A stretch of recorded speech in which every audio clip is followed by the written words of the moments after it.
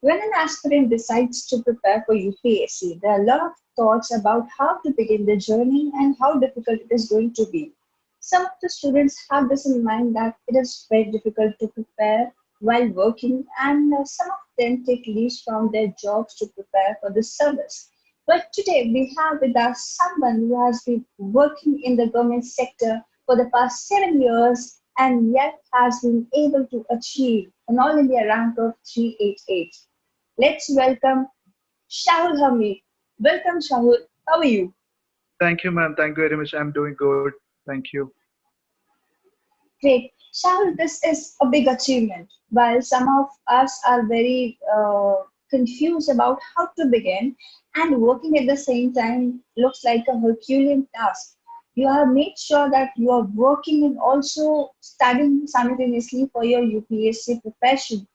How was your entire routine? How many hours could you dedicate to your studies while working? Actually, my preparation, the seeds of my dream has been from 2005.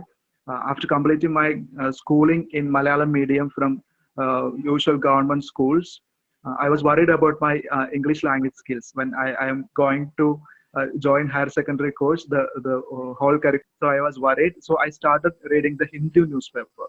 The Hindu newspaper gave me an outlook towards the world.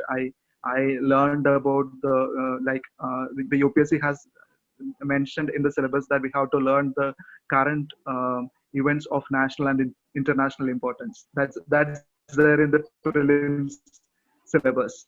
So I started learning those events from the Hindu newspaper. So I went on through my higher secondary education, and after completing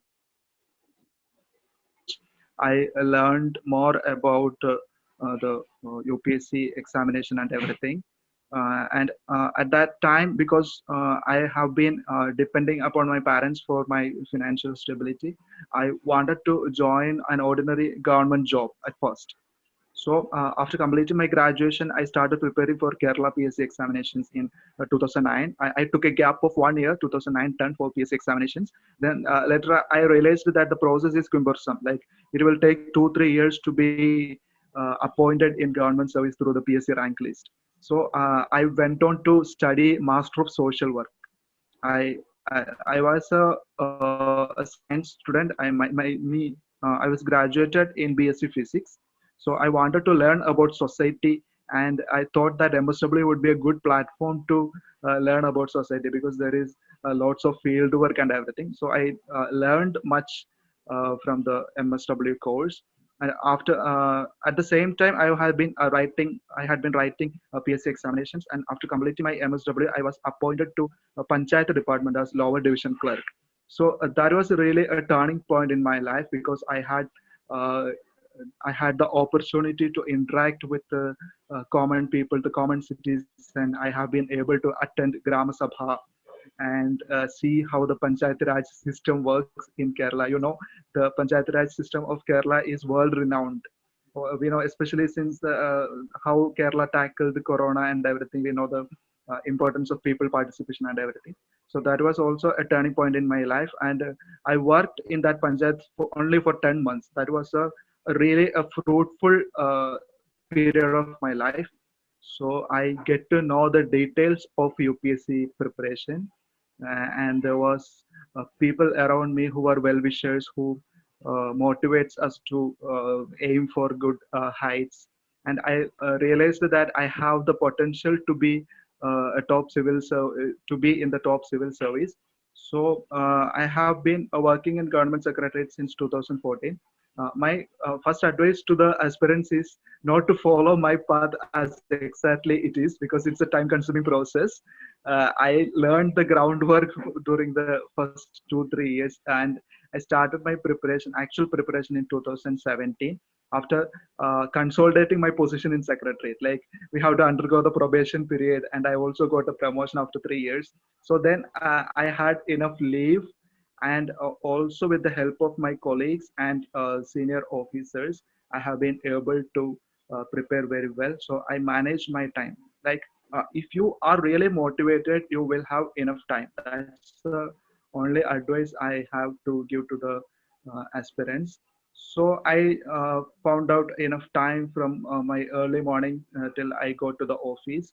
So I divided my timing according to the peak hours. Like when we wake up in the morning, it will be very refreshing time. So I dedicated that time for like tougher papers. Like my optional subject was Malayalam. That was I learned Malayalam till my graduation as a second language, and I have been well versed with uh, the literary part. Like for paper two, we have to study many novels, short stories, poems, etc. So I didn't have to put enough time for Malayalam.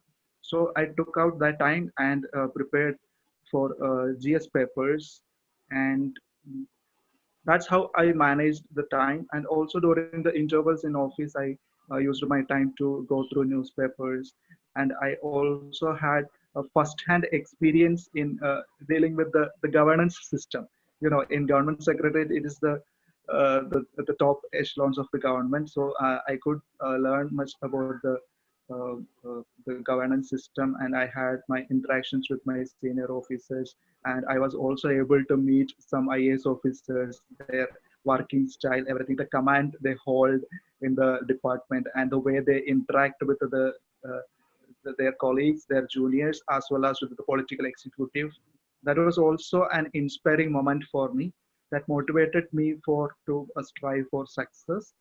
So I kind of managed between my job and preparation, and I also intermittently I took a leave. Like before the mains examination, I used to take. I appeared for two mains examination. I took kind of 1 or 2 months leave, and also I wrote many mock tests. So that's one of the most important part. We have to study everything. Like we know there are some standard materials like NCERT textbooks, and there are some prescribed textbooks for many subjects. We have to study that. We have to regularly revise those subjects, and at the same time we have to give uh, mock tests.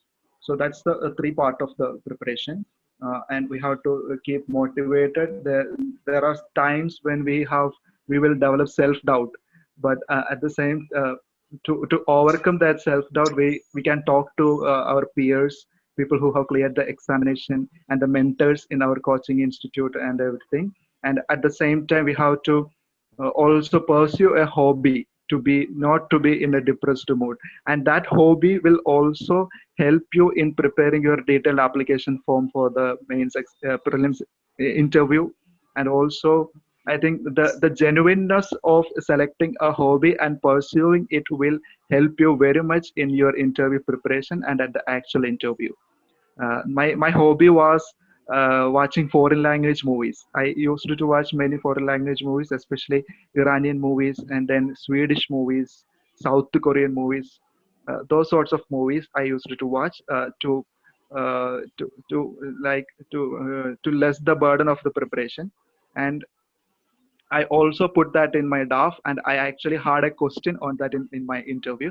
So that kind of we have to like be true to ourselves. We have to express ourselves in the examination, all for the all stages, and also we have to adapt ourselves to the three modes of examination. We can we have to be well versed to the objective facts for the prelims examination, and after giving the prelims examination we have to change ourselves into the mains mode in which we appear for the examination for 3 hours. We sit for 3 hours and write 20 questions, and that two exams on each day, like 9 papers within 2 weeks. So and after giving mains examination, then there becomes the another biggest part of the examination, the interview, in which we have to express ourselves in a clear cut manner to the board. There we cannot use any tricks. We have to be genuine. We have to they should really see the motivation in us to serve the society. That I think we cannot mock that. Like we cannot mimic or we cannot act like a motivated person. We have to be genuine, and that genuineness will be rewarded in the interview. So this is like I have to say. And if you ask anything more specific, I could tell you, ma'am. This was pretty much a gist of the entire journey of Shahul. But let's go in the detail. Let's come to the most static part. General studies is a huge aspect of the profession. Once we are done with the prelims. But prelims itself, how did you go ahead with? You merged the entire strategy of reading for prelims and mains together, or were they separate for you? No, ma'am. I always took an integrated approach. We have to be thorough with the basic part. That thoroughness and understanding of the subject will help us to face the prelims examination as well as the mains examination. And the most important, we study in an integrated fashion, and we separate the preparation at the stage of giving mock tests. Right? For when we give more and more mock tests for the prelims examination, the how much we can filter that information, or the clarity of the subject can be filtered into an objective approach. And then when we write the answers for mains examination, the thinking process changes. So we have to like it's a trapeze act. We have to move into prelims mode and mains mode at the same time. And I advise the aspirants that even before prelims examination, you should be writing mains answers regularly and get it checked by your mentors or your friends who have been uh, facing the examination for some time, having experience. So that sort of approach is needed. How soon do you think one should start writing down the mock test for prelims, and how soon do you think one should start writing answers for the mains? Okay, I used to take prelims test series from November onwards for the May-June examination. And at the same time, I also wrote mains answers until February or March end. And for the prelims examination, April and May, I dedicated 2 full months for the uh, prelims examination, and I used to take at least 2 mock tests on every weekend. That's very important. Alright, as they say, the devil lies in the detail. Let's get into the details of your strategy for preparation of the mains exam. Let's start with the essay. Since essay is something that every aspirant has a different look to, how would you suggest an aspirant begins preparing for the essay part?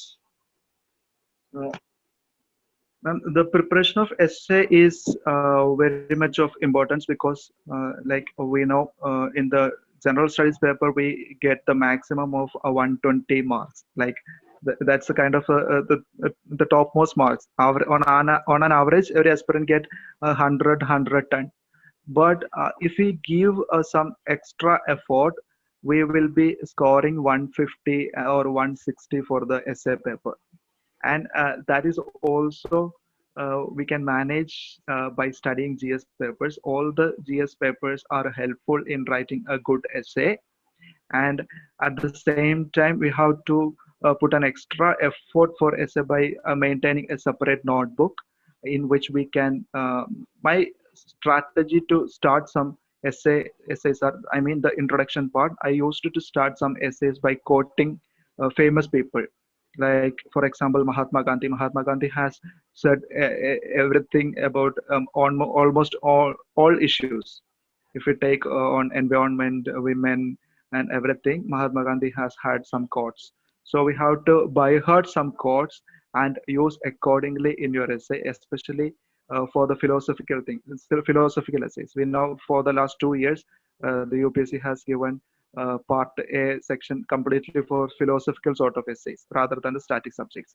So that can be helpful when we write essays. And also we have to use current events, like uh, for example, we have to quote the personalities who are in the limelight. Like in 2018, I used to quote Greta Thunberg very much, that environmental activist student from Sweden. So that sort of examples will help in getting good scores, because the evaluator knows that the student is well versed with the happenings in the society, or he is keen to observe the society. So that sort of advantage is there. Then there we can use our personal experiences, like from the job, from our school days, from our family life. So those sorts of examples we can quote in an anecdotal fashion, but we have to be cautious to not to be too personal. Like we should not be using the first person approach or anything. We have to be neutral. We have to take the middle path, and if there is a statement type, like in the philosophical type of questions, we have to address the issue from, like I have mentioned earlier, we have to be supportive of that statement. At the same time, we have to criticize that statement, and we have to narrate something about that issue. And at the end, we have to be we should not be too judgmental. We have to take the middle path, and we should conclude the essay in a futuristic manner, in a positive manner. We should not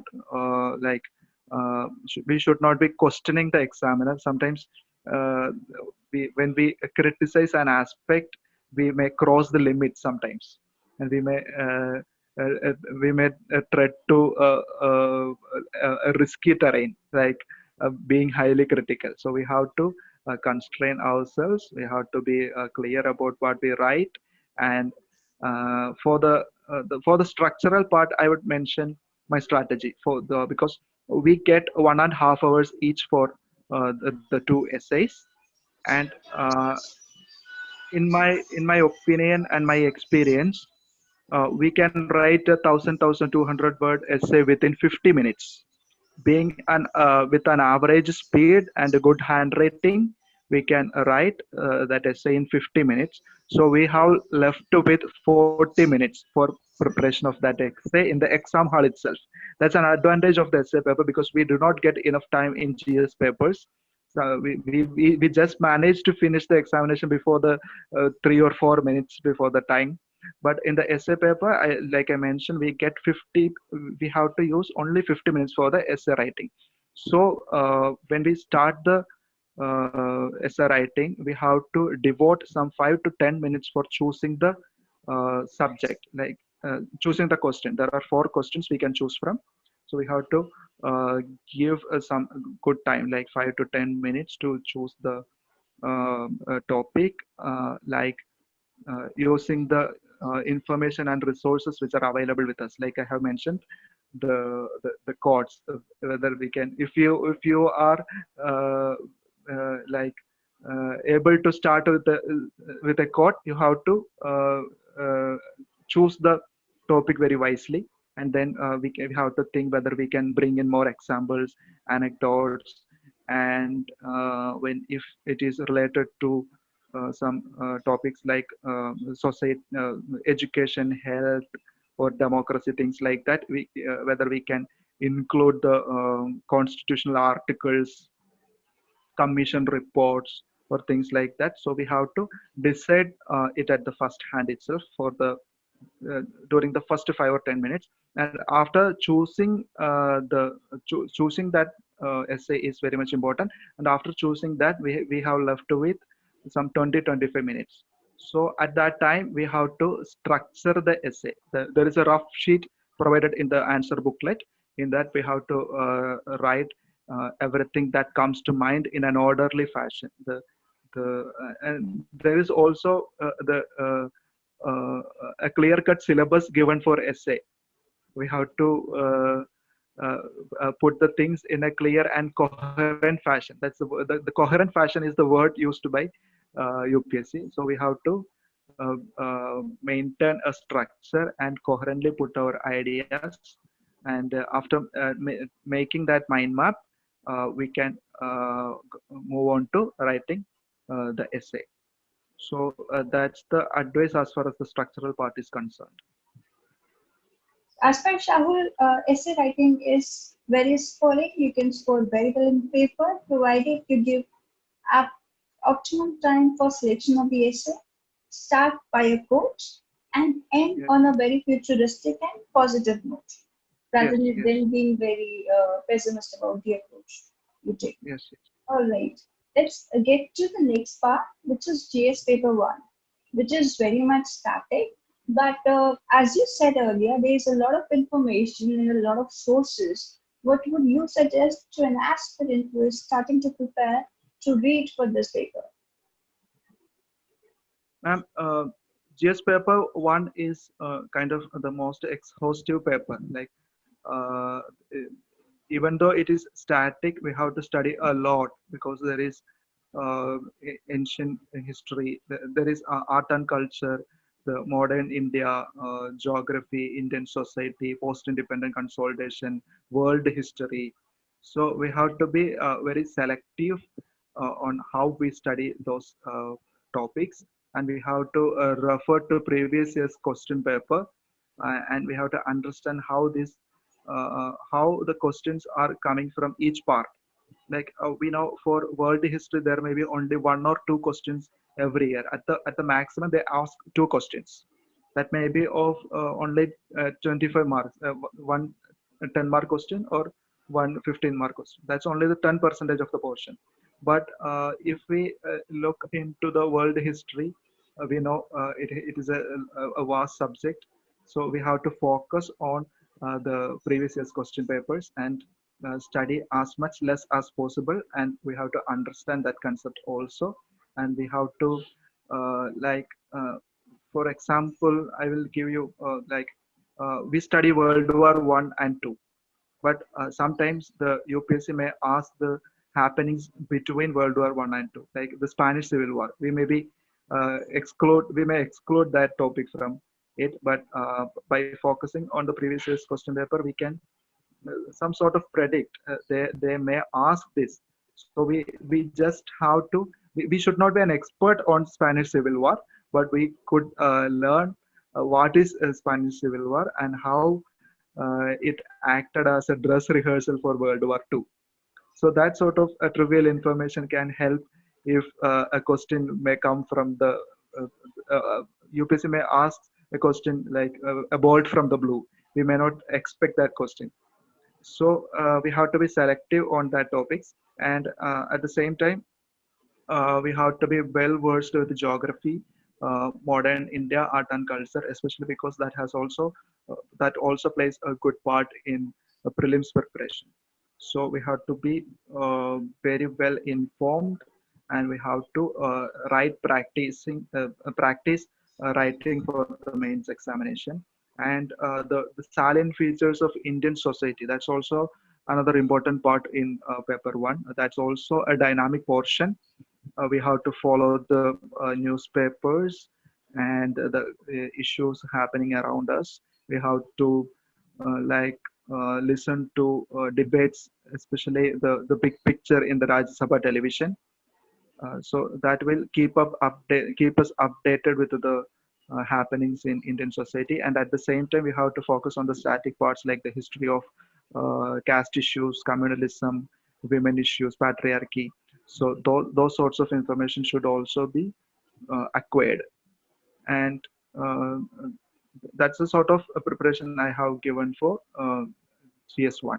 As we said, GS paper one well covered. Let's go to the next part, that is GS paper two. As you said, a lot of part is dynamic. How were you keeping up with the preparations for GS paper two? Madam, as far as GS2 is concerned, like you have mentioned, it's a really dynamic portion. But at the same time, we have to be thorough with the basics. We know everything emanates from the constitution as far as the polity and governance part is concerned. So we have to be well versed with the constitutional part. So we can depend on the text Indian Polity by Lakshmi Kant. So we have to learn the basics, and we have to, when we read the reports, newspaper reports and everything, we have to go back to that textbook and constitution. We have to map an issue. If we know when if there is a political issue regarding the dismissal of of a state assembly. Let's take an example. So we should not avoid that topic from being highly political issue. We have to understand the role played by the speaker, the role played by the governor, the role played by the central government and the president. So by approaching in that sense, we can also make the preparation curious. We can keep us entertained with the by learning the basics, and we can predict what the governor will do, what the speaker will do. So that sort of understanding will help us in answering questions in mains examination, and also the finer details of that issues can help us tackle the prelims questions also. And then there is a social justice given in GS2 paper. So that can also be learned from the newspaper reports, and like I have already mentioned, the debates on television, especially the big picture by Rajya Sabha television. And we have to go through some basic reports. There are ARC, Second Administrative Reforms Commission, so the governance part and everything. And then there is international relations. So we know that's the most dynamic issue. So we have to be well versed with the international organizations and its importance on India, and the organizations in which India is also a member. And we have to be well versed with the India and its neighborhood relations, and the trade agreements, the Indian diaspora, and international organizations reforms like United Nations Security Council reforms. All right, let's go to the next part. The next part is very dynamic, and also some of the students find it very difficult to go and accommodate economy. How was your strategy for preparing for GS paper 3? It's more or less the same strategy of GS2, because we have to understand, we have to know the basics. The economics is a boring subject for some people. That's because we don't understand the basics. If we understand the basics, we can learn from the current events happening in our Indian economy. We don't have to be well versed with the economics, but we have to learn Indian economic development perspective we have to put in, but not the science of economics. We don't have to learn the intricacies of the subject of economics, but the basic economic development. For that, we can depend on inserted textbooks that give the overall view of the Indian economic development, and we enrich ourselves with reading newspaper reports, and also we can depend on some financial newspapers like Financial Express, Economic Times. We have to read those sorts of newspapers when there are major economic reforms are announced. So that will be very much useful. We can quote from the economic survey. Sometimes the UPSC may ask directly from the economic survey for the prelims as well as the mains. So we have to quote that. Even we can quote the some 2-3 years back also we can quote economic survey. That will be very much they look for the examiner is and what to say is very much some, some certain specific terms are introduced in every year's economic survey. Last year we have heard about the term tallynomics, and some 2 years back there was a debate on universal basic income. So those sorts of ideas are introduced in the economic survey that can be we can use it in the mains as well as for the interview part also. So that's how we prepare economics. And then there is environment and ecology. So that is also a dynamic part. We have to understand some, there are some 10 or 11 basic legislations regarding environment. We should be well versed with those, the provisions, the objectives, the implementation part of those legislations. That can be helpful for prelims as well as mains. But then there are the disaster management. I think that part is becoming more and more important I was telling about disaster management. Disaster management is becoming very much important in the we know the things happening around us. There are natural as well as man-made disasters. We have heard about many unfortunate events during the past 2 3 months, industrial accidents, the natural calamities being faced by many parts of India. And this COVID disaster, COVID is also a kind of disaster. So disaster management is very much important. We have to be uh, uh, we have to understand its effects, how to mitigate disaster, the national legislation for disaster, and the international protocols and agreements regarding disaster and everything. Then there is internal security. That's also another important part in GS3. So we have to put in enough time for each portion. We have to divide the GS papers into various sections, and we have to study that accordingly. The time management part is very much important. All right, post this comes the GS paper 4, which is very subjective, and apart from the syllabus which is provided, what other sources would you suggest one should read while preparing for GS paper 4? Ma'am, as far as GS4 is concerned, first of all, we have to, I just mentioned that we have to by heart the terms. There are many terms associated with ethics, integrity, and aptitude.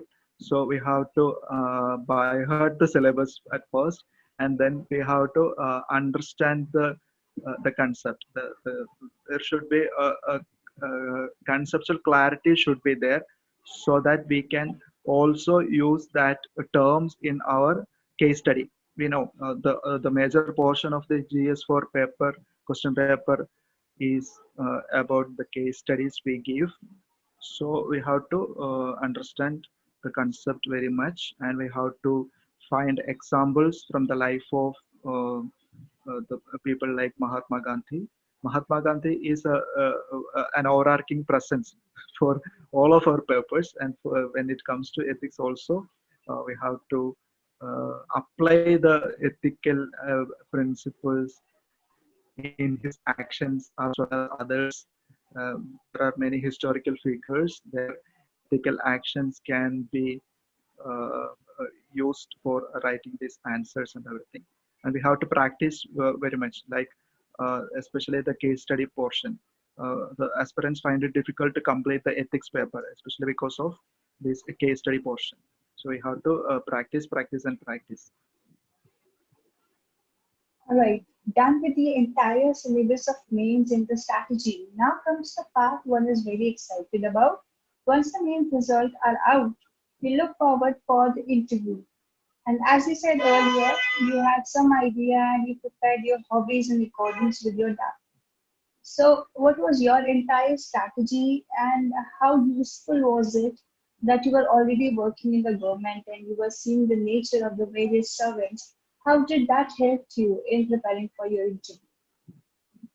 Ma'am, the Bible we give to the UPSC is our detailed application form. We have to fill up DAF very carefully, like the projects we have undertaken during our college, the activities in which we are being taken part, and our hobbies. Hobby is very much important. Hobbies is what uh, you define yourselves before the interview board. So we should put genuine hobbies. If the aspirant do not have any hobby, they have to cultivate something. They have to genuinely pursue a hobby so that they can put a hobby in the detailed application form. There may be, most probably they will ask from that part, and if you fail to answer that question very well, it shows that you lack consistency. You are a person with not that much integrity. So we have to be very cautious while preparing DAF, and at the same time we have to select the services by knowing each and every services. There are 24 services: the All India services, Group A service, and Group B service. If we get a low rank, we may be placed in a service in which we may not be knowing about it. So we have to thoroughly understand the each and every service. We have to consult our seniors, people who are already in the service, and we have to put that accordingly. And the most important part for interview is giving mock interviews. Mock interviews in which you can express yourself, you can learn what is your mistakes, how you communicate. You may be having a plethora of information with you. You have cleared the prelims examination, you have cleared the mains examination, but on those two stages, you are all alone yourself with that answer sheet with you and the pen. But in the interview, we know there are five people who are well experienced, people who are in a high position of the society. They are looking down upon you. So we have to perform very much there. We have to critically assimilate the ideas. We have to answer the questions within. We can take pauses and think, but that is for the maximum of 1 minute. So we have to assimilate our ideas. We have to critically evaluate the pros and cons of a subject, of a problem posed to you, and we have to give a solution-oriented approach. We have to be positive. We should not be we should not generalize. We should not make any sweeping statements. We should not criticize any political parties. We may be we may be working in various settings, various states. So we have to be uh, like uh, what to say.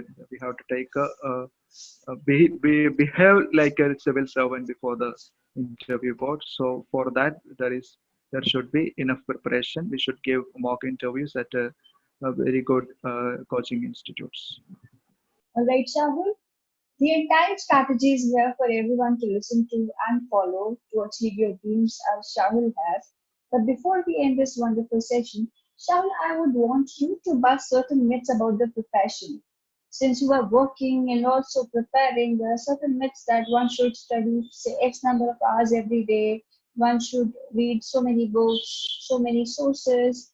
There is also a lot of peer pressure, but all myths you had in mind while you were preparing for your exam. Ma'am, like you have mentioned, there are many myths about the examination, but my only focus was that I am motivated and I was pretty much sure that I should get this uh, service. I wanted to be in the civil service. So I didn't give much thought about the myths. There are days in which I haven't studied even for 1 or 2 hours. Like when we really go demotivated, we may pursue our other interests, like meeting friends, watching cinema, going out and having food at restaurants. So those sorts of we have to be at our comfort level. There may be days in which we study 12 or 14 hours. That's it is normal, as well as not giving 1 or 2 hours in a day. So that's up to your comfort level. You have to set a goal, a short-term goal, medium-term goal, and long-term goal. That should not be derailed. So there is no hard and fast rule like giving 14 hours consistently for 1 year. No, no, not those kinds of things are there. We have to be at our comfort level. We have to be motivated. We have to talk to our parents, our friends, our teachers, our mentors, and everyone, so that we have to keep motivated. So that's the important part. We should not self doubt ourselves, and we should not we have to show a kind of perseverance. We may fail at the first or second attempt. I have failed 2 prelims examinations and 1 mains examination, but that didn't backtrack, because I know I can. That was also an experience. We learn from our mistakes and we correct our mistakes as we go forward. So we should go forward no matter what happens in the previous stages. One question that is very specific is, as you said, you had your master's, your bachelor's in BSc Physics honors. Yes, yes. Yes. So coming from science background, how did you decided to go for Malayalam as your optional? Because a lot of students have this confusion while selecting their optional, which subject should they go for. What helps you out there? Madam, while choosing the optional subject, the only thing which is important is our aptitude in that subject. We have to be, we have to love that subject. We have to reread some topics, like for the for the Malayalam. As far as Malayalam is concerned, we have to reread some novels. We have to be in love with the characters, so things like that. So our interest on the topic and the aptitude in learning that topic is very much important. And at the same time, we have to my advice towards aspirants is to go through the syllabus, and whether you can understand the topics being given in there, and also read some 2-3 years previous question papers, and whether you can map the questions into the syllabus. And at the same time, we should also be concerned with the coaching faculty, coaching material available for the optional subjects. So that sort of aptitude plus right guidance plus right materials plays an important part in choosing the optional paper. Well, thank you so much, Shahul, for all the insight into your preparation. It was Yeah, thank amazing you. talking to you, and Thank we you. wish you all the very best for your bright future. May you Okay. shine bright. Thank you so much, Shahul, for your time. Thank you. Thank you.